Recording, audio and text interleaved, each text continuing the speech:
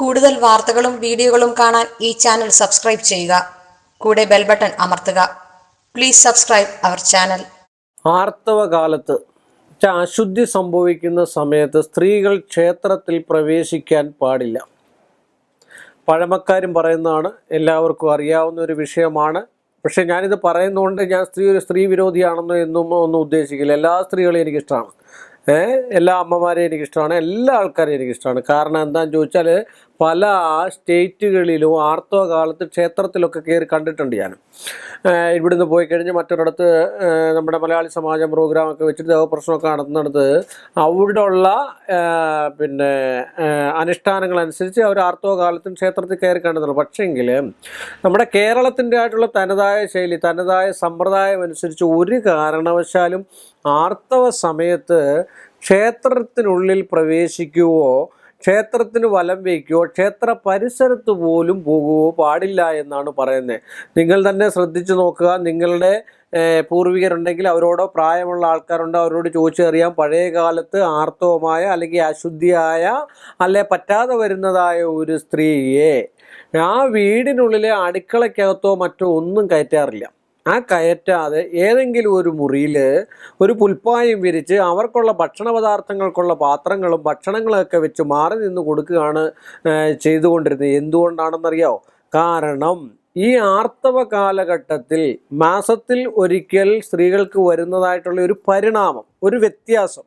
അപ്പോൾ ആ വ്യത്യാസ സമയത്ത് സ്ത്രീകളുടെ ശരീരത്തെ ഹോർമോൺ, സ്ത്രീകളുടെ ശരീരത്തെ ഊഷ്മാവിന് ആനുപാതികമായിട്ടുള്ള പ്രപഞ്ചവുമായിട്ട് ആനുപാതികമായിട്ടുള്ള വ്യത്യാസം വരുമെന്നാണ് പറയപ്പെടുന്നത്. അതുകൊണ്ടാണ് കാവ് തീണ്ടുക എന്നൊക്കെ പറയുന്നത്. ഈ സമയത്ത് കാവിലൊന്നും പോകാൻ പാടില്ല.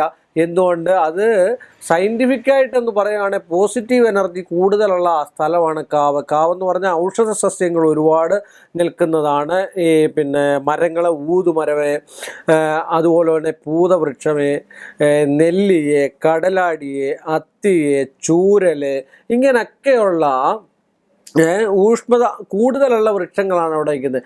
അപ്പോൾ താപോഷ്മാവ് കുറയപ്പെടുകയും വ്യതിചലനം ചെയ്യുകയും ചെയ്യുന്ന അവരെ ശ്രദ്ധിച്ചിട്ടുണ്ടോ?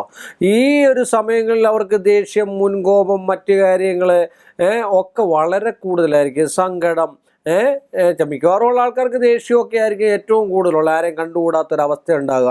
അപ്പോൾ അവരുടെ ശരീരത്തിൽ നടക്കുന്ന ആ പരിണാമ വ്യത്യാസം കൊണ്ട് നമ്മൾ ശ്രദ്ധിക്കും. ഇതിനൊക്കെ ഒരു പഴയ കാലത്ത് പറഞ്ഞു കേൾക്കാറുണ്ട്, പട്ടുനൂൽ പുഴു എന്ന് പറഞ്ഞാൽ പുഴു പട്ടുനൂലിനകത്ത് ചുറ്റിയാണ് ഇരിക്കുന്നത്, അല്ലേ?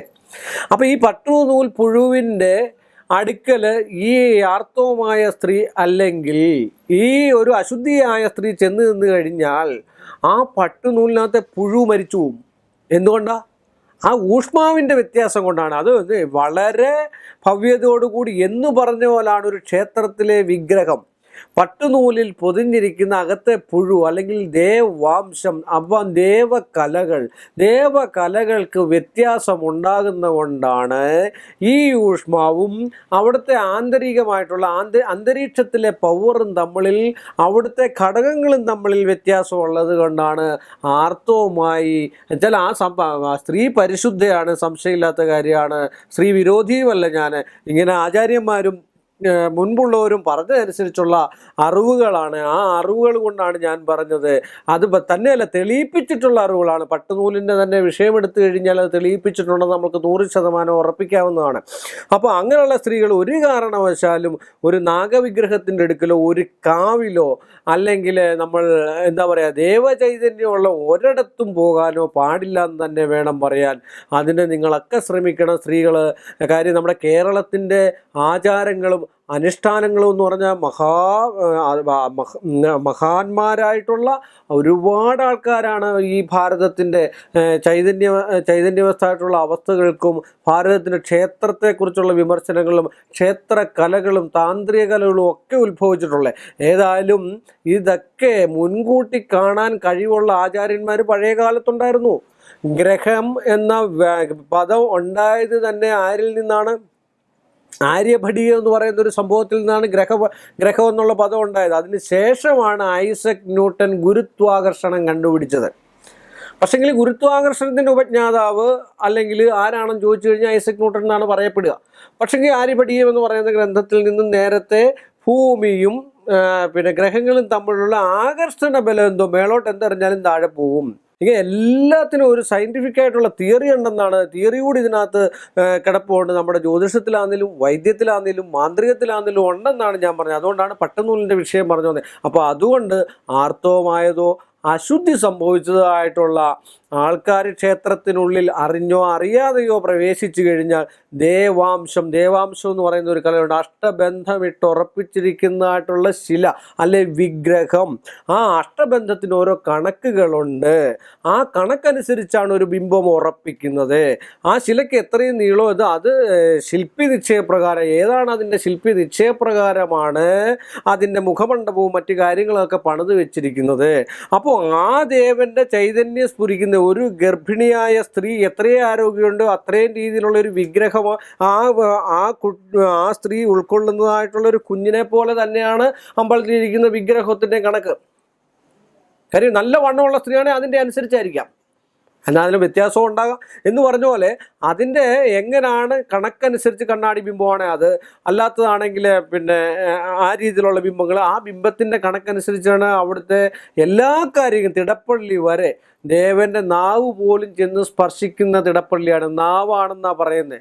അപ്പോൾ ആ തിടപ്പള്ളിയും ദേവവിഗ്രഹവുമായിട്ടുള്ള ബന്ധമുണ്ട്. അപ്പം ഇതിനൊക്കെ എന്താ പറയുക, ഒരു ആകർഷണത്വം, ഒരു ബലമുണ്ട്. കാന്തം ഇരുമ്പിനെ ആകർഷിക്കുന്ന പോലുള്ളൊരു ബലം ആ വിഗ്രഹത്തിനുണ്ട്. അതുകൊണ്ടാണ് പാല്, തൈര്, പിന്നെ പഞ്ചഗവ്യം, ഇങ്ങനെയൊക്കെയുള്ള സാധനം കൊണ്ട് ദേവനെ അഭിഷേകം ചെയ്യുന്നത്. സൂക്തങ്ങൾ കൊണ്ട് പുരുഷ സൂക്തം, ശ്രീ സൂക്തം, ഐക്യമത്യ സൂക്തം, സംവാദ സൂക്തം, ഈ സൂക്തം കൊണ്ടൊക്കെ ദേവനെ ബലപ്പെടുത്തി ദേവാംശം കൂട്ടും. ആ ദേവാംശത്തിന് ചലന വ്യത്യാസം അല്ല, ദേവൻ്റെ ഐശ്വര്യം മറ്റുള്ള പ്രജകൾക്ക്, മറ്റുള്ള ജനങ്ങൾക്ക് ഈ അശുദ്ധി വന്നു കഴിഞ്ഞാൽ അത് ചെല്ലില്ല. അതുകൊണ്ടാണ് അശുദ്ധിയായ സ്ത്രീകൾ സാധാരണഗതിയിൽ ക്ഷേത്രത്തിൽ കയറാൻ പാടില്ലെന്നും വീട്ടിൽ തന്നെ ആണെങ്കിലും 7 ദിവസം കുളി കഴിഞ്ഞ് ശുദ്ധവൃത്തിയോടുകൂടി 7-ാം ദിവസം കഴിഞ്ഞിട്ടാമത്തെ ദിവസം ദൈവത്തെയൊക്കെ വിളിച്ച് ഒരു പരിണാമമാണ്, ഒരു സ്ത്രീയുടെ പരിണാമമാണ്. ആ ഒരു പരിണാമം നമ്മൾ വളരെയധികം ദൈവീകത്വത്തോടുകൂടി കാണണമെന്നാണ് എൻ്റെ അഭിപ്രായം. ഇതൊക്കെ മലയാളികളായിട്ടുള്ള നമ്മൾ കുറേയൊക്കെയെങ്കിലും വിശ്വസിക്കുക, നിങ്ങൾ തന്നെ സ്വയം ആലോചിച്ച് വിശ്വസിക്കുക. ഇങ്ങനെയൊക്കെയുള്ള കാര്യങ്ങൾ പഴയ കാലത്തുണ്ടായിരുന്നു. പുൽപ്പായിലാണ് കിടക്കേണ്ടത്, മണ്ണോട് ചേർന്നിട്ട് ചില മണ്ണിൽ തന്നെ കിടക്കണമെന്നായിരുന്നു. ഇന്ന് മണ്ണെങ്കിലെ ടൈൽസും മാർബിളും ഗ്രാനൈറ്റും ഒക്കെയാണ്. എങ്കിൽ തന്നെയും കുറേയൊക്കെ നമ്മൾ അതിൻ്റെതായിട്ടുള്ള കാര്യങ്ങൾ അനുഭവിച്ചുകൊണ്ട് കഴിഞ്ഞാൽ പഴയ കാലത്ത് ഇത്രയും ഷുഗറും കൊളസ്ട്രോളും ഒന്നും ഇല്ലായിരുന്നു. ഇന്നാണിപ്പോൾ ഷുഗറും കൊളസ്ട്രോളും ഒക്കെ. അന്ന് കപ്പയും ചക്കയും മീനും ഒക്കെ തിന്നുകൊണ്ടിരുന്ന കാലത്തൊക്കെ ഒന്നും ഇത്രയുള്ള രോഗങ്ങൾ പോലും ഇല്ല, ആശുപത്രി പോലും ഇല്ല. 1-2 വൈദ്യന്മാരെ എവിടെയെങ്കിലും കാണും. അവരെന്തെങ്കിലും ഗുളിക അരച്ചുരുട്ടി കൊടുക്കും. അത് കഴിയുമ്പോഴത്തേക്ക് ഒരു നേരം കൊണ്ട് വയറ്റുവേദനയും മറ്റു കാര്യങ്ങളൊക്കെ പിന്നെ മാറിക്കിട്ടും എന്ന് പറഞ്ഞ പോലെ ഇങ്ങനെയൊക്കെയുള്ള ചെറിയ ചെറിയ കാര്യങ്ങളൊക്കെ നമ്മൾ ശ്രദ്ധിച്ച് കണ്ടു കഴിഞ്ഞാൽ നമ്മുടെ കുടുംബത്തിനും നമ്മുടെ മുമ്പോട്ടുള്ള ജീവിതശൈലിക്കുമൊക്കെ നന്മയുണ്ടാകട്ടെ എന്ന് പ്രാർത്ഥിച്ചുകൊണ്ട് ഞാൻ ഇന്നിവിടെ ഇത് ചുരുക്കുന്നു. നമസ്കാരം. കൂടുതൽ വാർത്തകളും വീഡിയോകളും കാണാൻ ഈ ചാനൽ സബ്സ്ക്രൈബ് ചെയ്യുക. കൂടെ ബെൽ ബട്ടൺ അമർത്തുക. Please subscribe our channel.